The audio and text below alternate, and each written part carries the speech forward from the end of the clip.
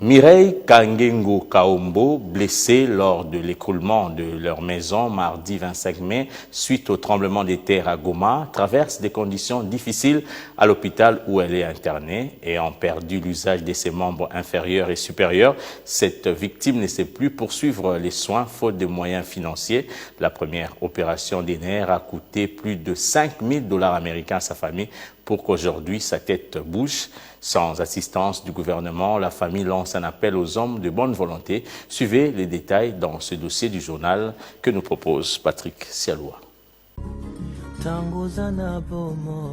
Assise sur sa chaise roulante, ses membres inférieurs et supérieurs inactifs, sa tête bouge à peine.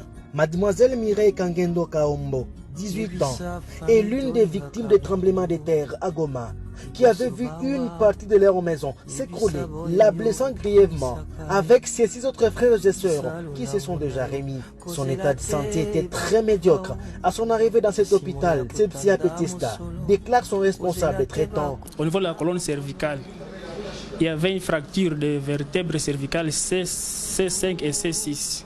Et il y avait une compression. Alors l'acte c'était pour décomprimer et essayer d'ajuster les vertèbres. Et ensuite, il était en sortie avec une tétraplégie. C'est une paralysie totale de 4 membres.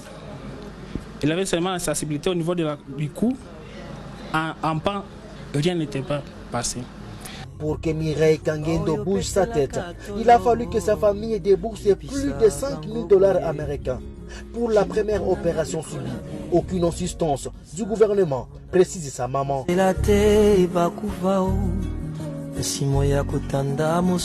Sie tunaweza omba tu msaada kama bakubwa wanaweza tukumbuka. Sisi tuko nasikia fasi zingine biko nafika wanasaidia wagonjwa walipata majali, lakini hapa kusebeka tuiona tabe wanafika kupana hata msaada ya kitota kimoja na dawa na pesa ya kusema iwauzia hata na chakula tuiona hata siku moja.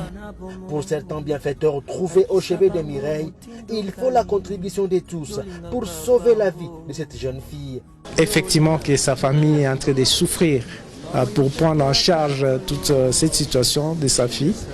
Et donc je fais un appel à toutes les personnes de bonne volonté à venir soutenir cette famille parce que l'enfant nécessite en tout cas des soins spéciaux qui nécessitent beaucoup de moyens parce qu'il a eu des problèmes de nerfs au niveau du cou, au niveau de la tête, du cerveau.